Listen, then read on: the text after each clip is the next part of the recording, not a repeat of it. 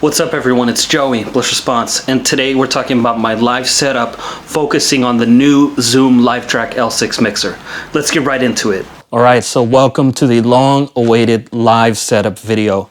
I'm going to focus on the Zoom Livetrak L6 mixer, which I just got in from Zoom and used on my little US tour that I did. And I had asked them for it, and I wanted to road test it and then review it. And I figure I can kill two birds with one stone here, review that, and talk about the live setup you all want to hear about. If you missed it, I just released a recording of my Detroit set, and it was all recorded on this, which is fantastic. It records your multi-tracks and your stereo mix while you play seamlessly, smoothly, perfectly, which is great for me. It sounds good. It sounds huge on a live system. And it does everything I need for a live mixer, as well as it's small. For a size comparison, it's about the same size as a Make Noise Strega, as you can see, even a little bit smaller. So that's like a DVD case size. I guess we're in 2025. Does anyone know what a DVD case is? But anyway, the Livetrak L6 is dope, and my live setup is here. I used push 3 with this nano control, and then my 2-row modular with the aux U1 handling the sequencing. Let's do some stuff here. So the nano control I'm using for drum mutes, as well as controlling on different parameters. I'm not fully happy with this because these buttons don't light up, and so I had trouble seeing it in the club, and I had to like hold it to my face.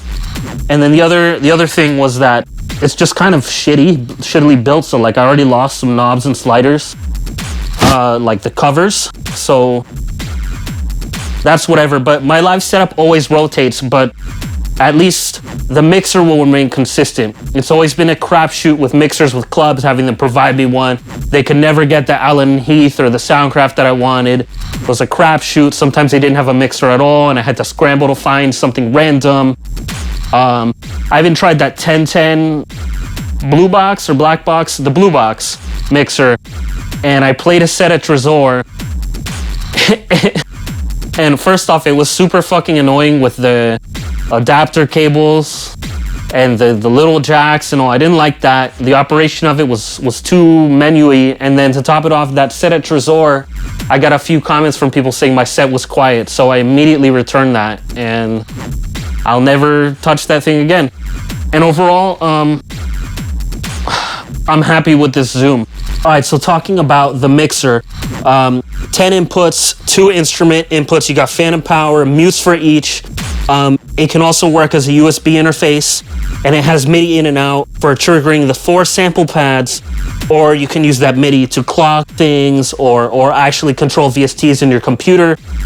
You got send effects, and it can take up to 4 outputs from your computer by hitting these buttons here. Those will be your computer outputs. You see how they're lit green and flashing? They'll be solid green if you had a computer running.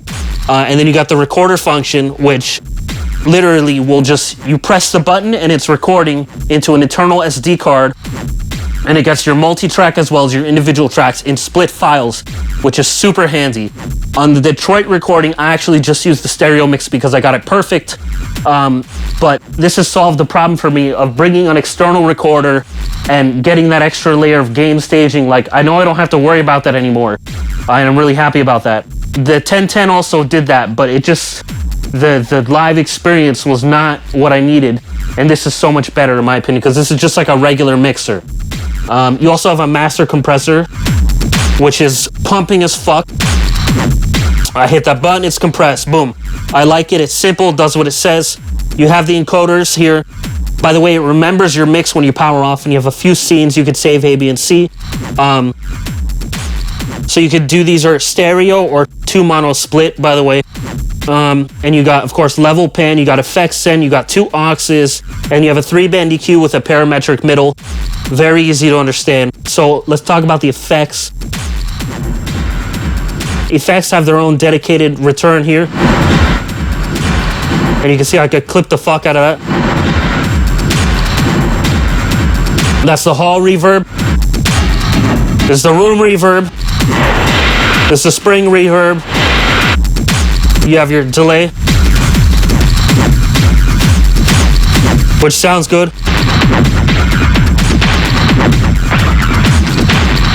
And then your echo, which is more like a tape echo type thing. And again, it does what it says on the tin. Very simple. I'm just gonna kill that effect. I did use them live. They're on the Detroit set. I used the hall reverb a lot on the modular. So talking about push, what have I got going on here? I've got it doing drums on this channel, different patterns. That's post-truth. And these are just...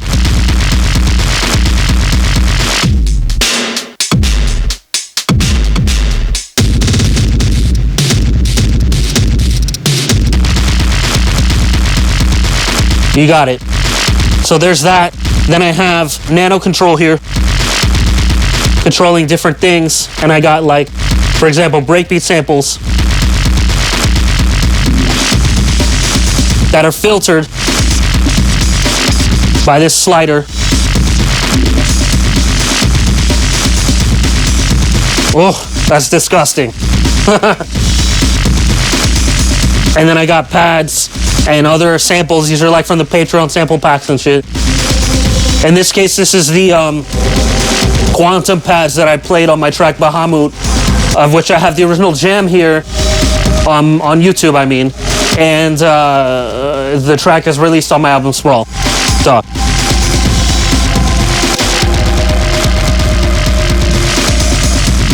So simple enough.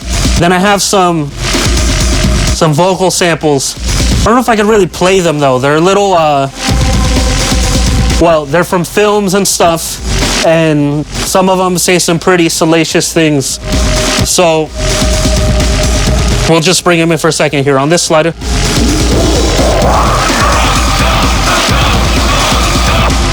You get the idea. And we're gonna leave it at that with the vocal samples, so I don't want to get it copyright struck or whatever. But it's cool film sounds and other things.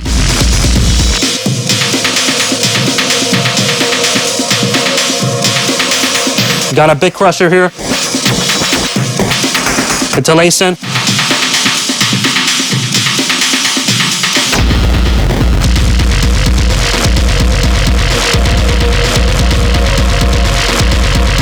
So that's that.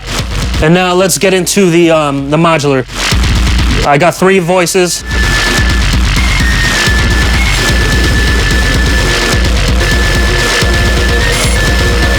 Sequences in the Oxy here. You see I got the whole bank full.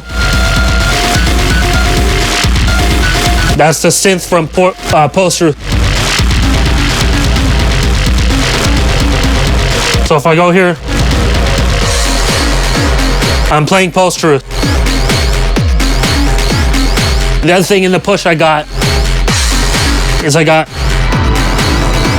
a little pad to play.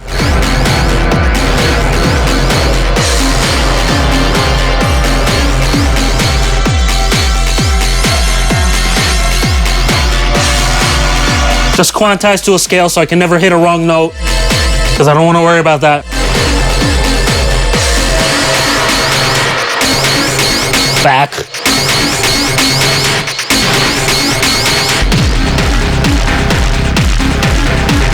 Tight. Okay. So the Vic is the one voice. Then I got the Noisite Warp.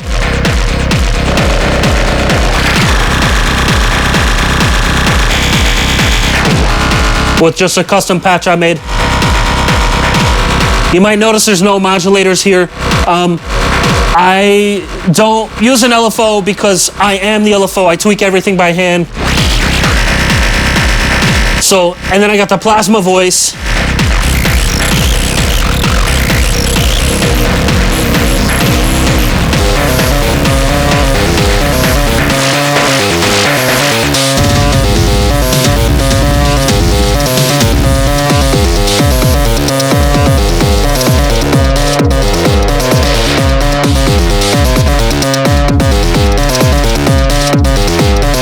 So my one complaint with push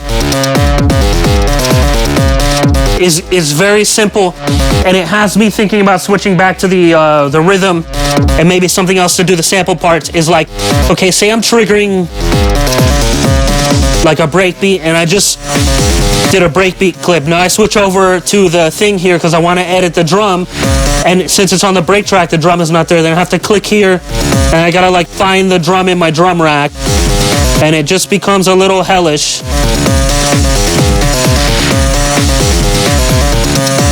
Like, where's the drum? Where's it triggering? And there I'm editing the sequence. So it's a little dicey. But I do like how you can quickly do rolls.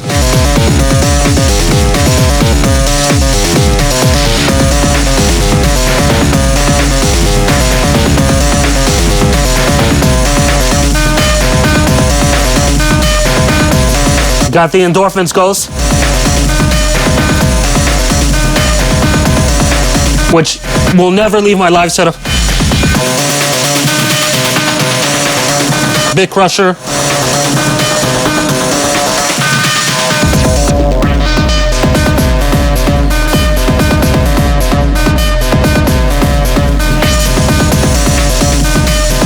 And I recently got into doing the breakbeat thing. If you saw my live set from SO36, it was the first time I tried that. I was doing it with the Octatrack then.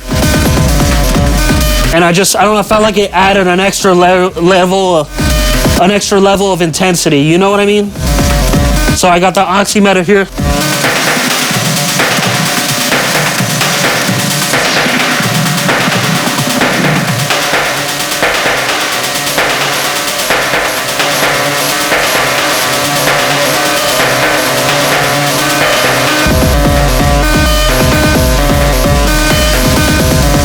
And I got the Sono Current trial distortion.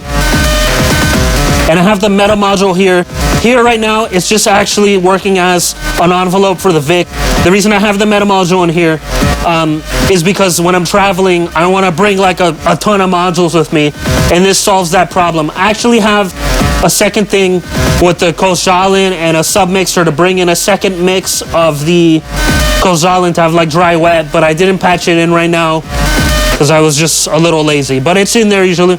But also the benefit of that is when I'm traveling, I can, you know, use mutable stuff, use plates, and I might also edit this live pad to have a lot more with it.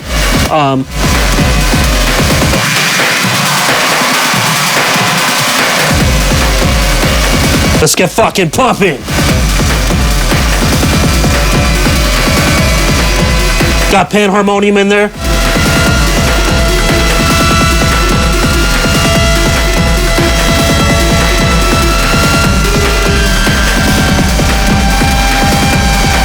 Fucking love panharmonium. And data bender.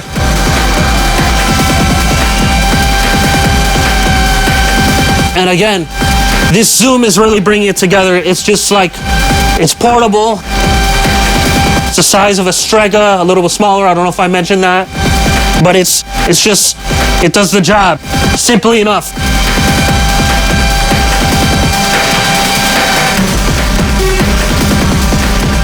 Fuck yeah.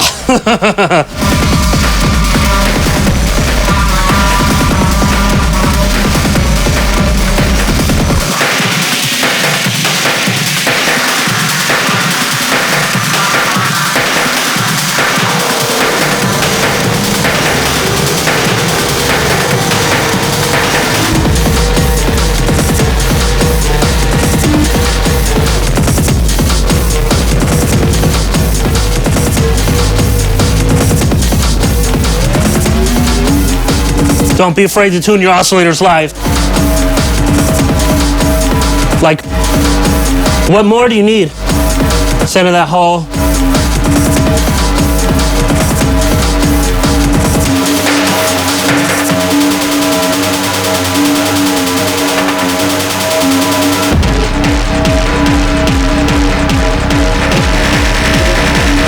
Warp.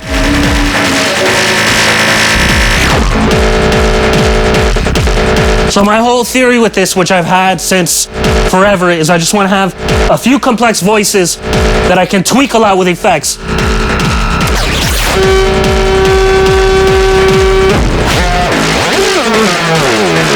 Listen to that fucking delay on the...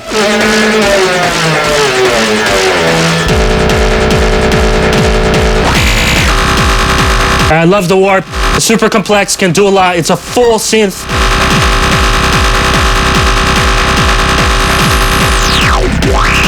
With filter, envelope, and everything. Envelopes and everything. Mod matrix.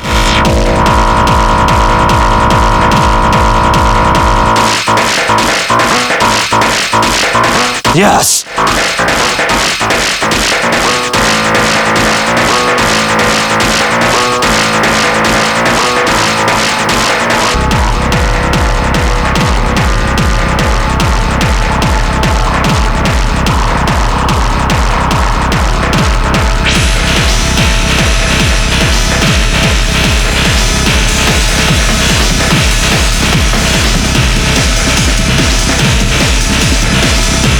Gonna bring in some of those pads. And one of the voice samples again, just for a second.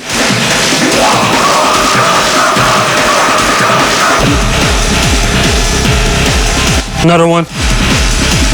So here's like a Fismo sound. This is literally chopped up from the Patreon sample pack and the official Fismo sample pack that I released.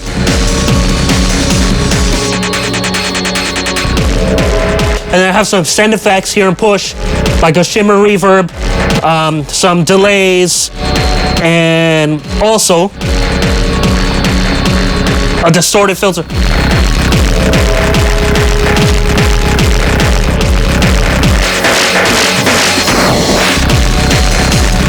For the extra pressure when I need it. Fucking ripping.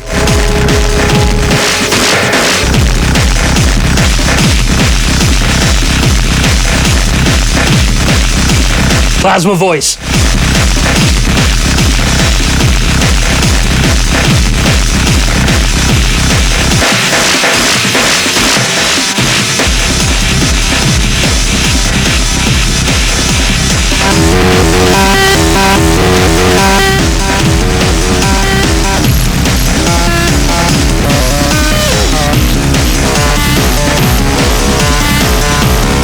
I've been spending a lot of time trying to learn the different patches in the Plasma voice. This is my favorite one I found for live so far.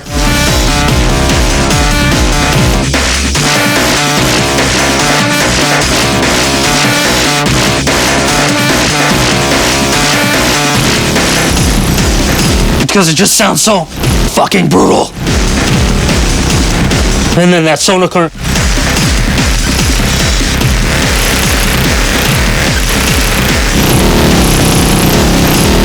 Yes!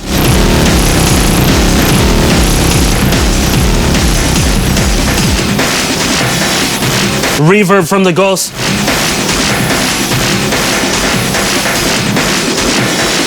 Riser from the Oxymeta.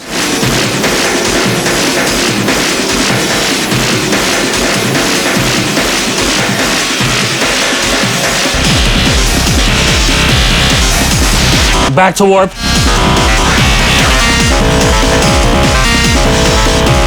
Delay. And I just tap tempo it. I don't give a shit about syncing the clock. Sometimes you get cola rhythms unsynced, you know? So that's another thing. Sometimes you get a bad cable. So I don't really use stackables live. I use regular cables because they go bad often. And again, the Zoom is doing it all. There's that reverb.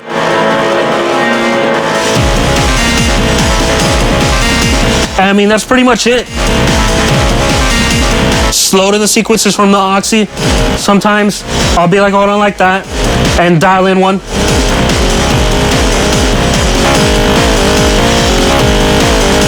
And tweak it. Oh, wrong sequence.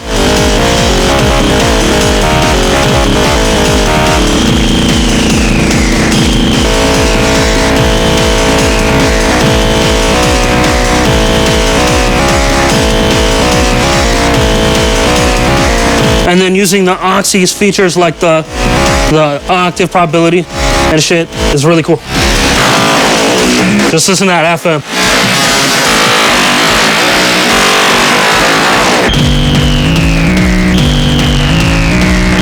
There's a lot you can do here. But I'm gonna change this all now that this video is out. That's it.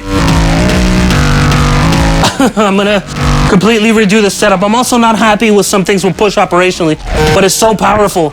I wanted to kind of condense. I'm always trying to have you know, less things to carry. Although in a way this is more things to carry. Like the mixer's fine because it's small, but I also had the I've added the Oxy and the MIDI controller for the push. When it was just the modular with the nerd sequencer, the rhythm was a little more compact, and this was killing my back coming through the airport. Like that, the modular in the case, and then the push and everything, because you can't take lithium-ion batteries in the cargo hold. So I need to rethink that, because both the Oxy and the push have lithium-ion batteries. So keep that in mind, they're going to be carried on. You can't put them in the cargo hold, which I normally am even against putting things in the cargo hold, but in this case, since I was going to the US for a while to visit my family as well as play, I wanted to cargo hold some things. But then couple that with also my laptop and Nintendo Switch and this and that, and it's a fucking nightmare. So the other thing, so that sequence,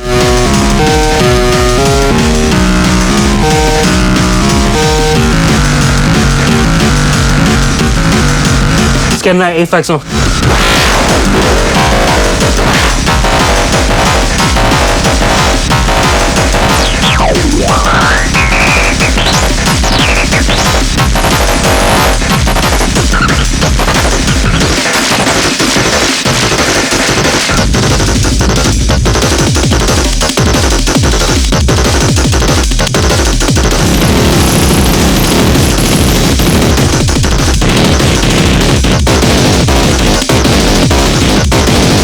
Yes!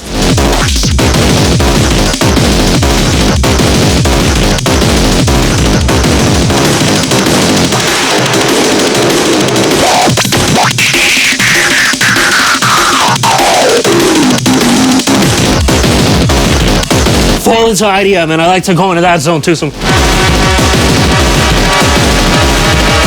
fucking slaying! Sorry, I'm getting hyped. Yeah, I can't. Oh yeah. Bring in that distortion.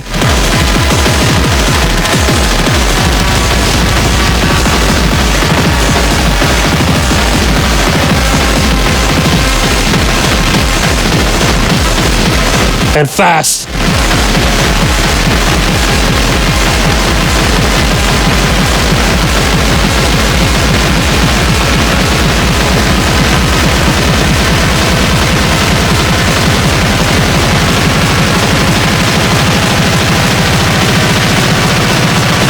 So check it out, I'm at 999 BPM, right? And you're all like, whoa, so fast. But then I can immediately time stretch my sequence on the Oxy.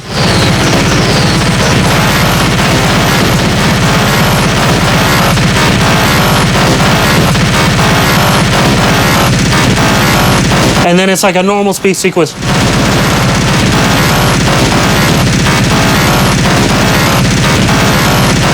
And I can bring it down, way, way down. It's gonna take a minute. That's another thing, is this tempo knob kind of sucks on the push 3. But you know, you can't have it all. There's always a problem with any machine. You gotta work around it.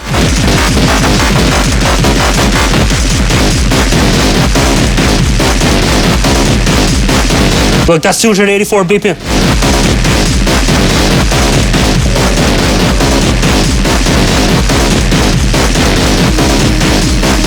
XC sounds. Nebulae. Some OP6 sound.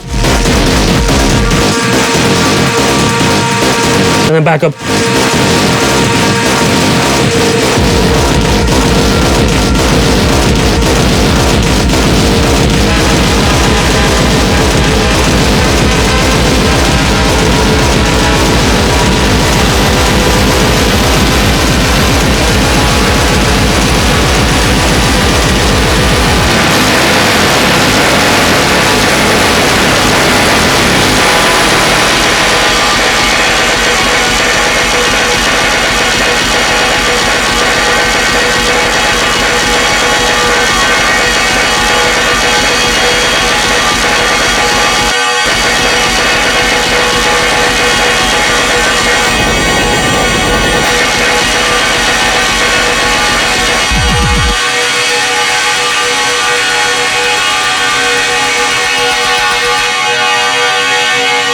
And that's the other thing that's kind of annoying is I can't really tell what's muted and not because of this controller. I need to update that.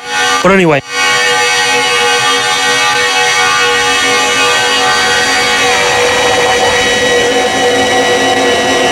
And with that Vic.